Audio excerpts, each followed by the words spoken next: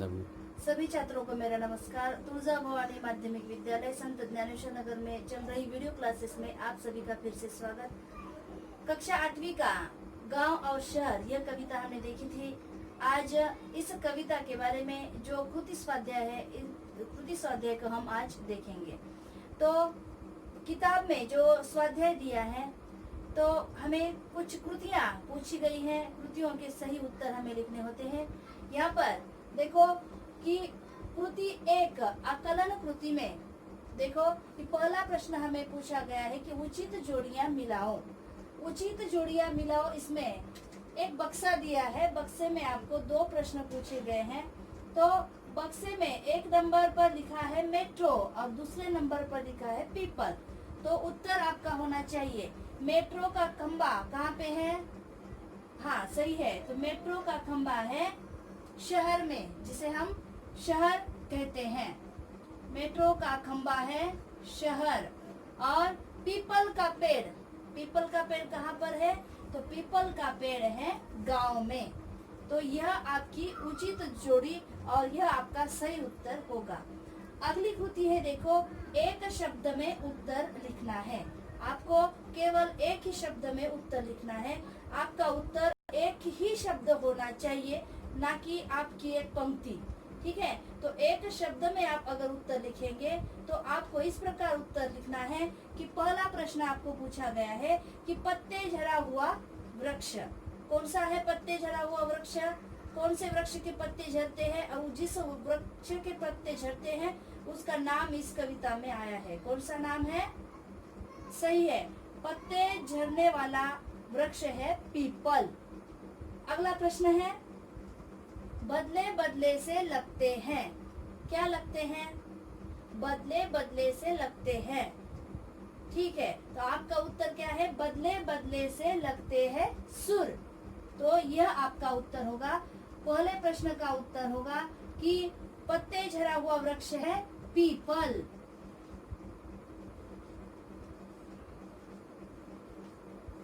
और बदले बदले से लगते हैं सुर, यह आपका सही उत्तर होगा। अगला प्रश्न है, जहाँ तिल रखने की जगह नहीं है।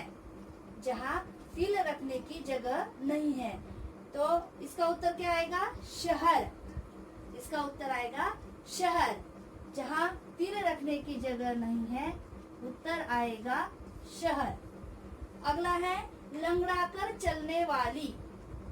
लंगड़ाकर चलने वाली, इसका उत्तर क्या आएगा? बिल्कुल सही है, लंगड़ाकर चलने वाली गैया। अगला है, सड़कों ने खा डाले, सड़कों ने खा डाले खुर। उत्तर होगा सही आपका खुर। तो इस प्रकार के प्रश्न हमें लिखने हैं। अपने हिंदी की कापियों में एक कापियां आपको बनानी है और उस कापी में जो कविता हुई है, जो पाठ हमने पढ़ाया है, उस पाठ के स्वाध्याय प्रश्न हमें लिखना है। अगला प्रश्न आएगा, कृति पूर्ण कीजिए। हमें कृति पूर्ण करना है। कृति पूर्ण कीजिए, इसमें आपको प्रश्न पूछा गया है गांव का देखना। आपने कविता पठित की है, आपने कविता को याद किया है ना? बदला बदला सा मौसम है, बदले से लगते हैं सुर, दीदा फाड़े शहर देखता, गांव देखता टुकुर टुकुर। कविता, मुझे आशा है कि आपने कविता सभी ने पठित की है, आपने कविता को याद किया है, तो इसका उत्तर आपको आसानी से मिल जाएगा। गांव का देखना टुकुर टुकुर, गांव का देखना टुकुर टुकुर। और शहर का देखना दीदा फाड़कर, दीदा फाड़कर। यह होगा आपका सही उत्तर। ठीक है, प्रश्न किया है कि गांव का देखना टुकुर टुकुर और शहर का देखना दीदा फाड़ के शहर देख रहा है। अगला प्रश्न हमें लिखना है कि इस कविता में आए विलोम शब्द। विलोम शब्द जानते हैं, विरुद्ध अर्थ वाले शब्द, जिसे हम विलोम शब्द कहते हैं। तो कविता में आए हुए विलोम शब्द देखो। पहला शब्द आया है नीचे। नीचे इस शब्द का विलोम शब्द कौन सा होगा? बिल्कुल सही, नीचे इस शब्द का विलोम शब्द होगा ऊपर।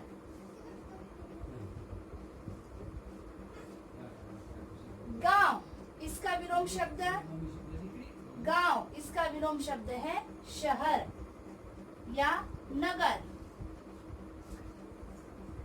रात, बिल्कुल सही, दिन, रात का विलोम शब्द है दिन। उधर, इधर,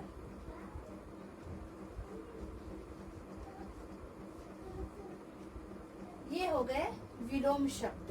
विलोम शब्द हमने कौन कौन से लिखे हैं यहाँ पर? नीचे, ऊपर, गांव, शहर, रात, दिन, इधर, उधर, ये हो गए हमारे विलोम शब्द। अब आगे हमें देखने हैं पर्यायवाची शब्द, जिसे हम कहते हैं समान अर्थ वाले शब्द। विलोम शब्द को क्या कहते हैं? विरुद्ध अर्थ वाले शब्द। उसी प्रकार पर्यायवाची शब्द को हम कहते हैं समान अर्थ वाले शब्द। तो समान अर्थ वाले शब्द में पहला शब्द हमें लिखना है शहर। शहर का समानार्थी शब्द गांव नहीं, तो शहर का समानार्थी शब्द कौन सा आएगा? नगर।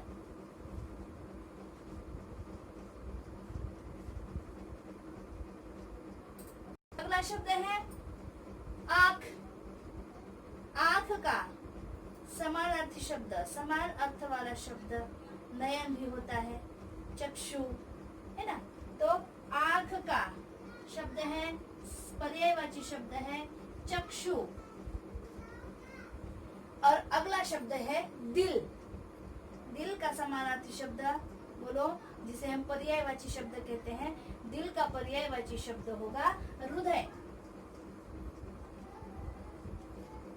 तो ये हो गए हमारे समान अर्थ वाले शब्द, जिसे हम पर्यायवाची शब्द कहते हैं। विरुद्धार्थी शब्द विलोम शब्द कहते हैं।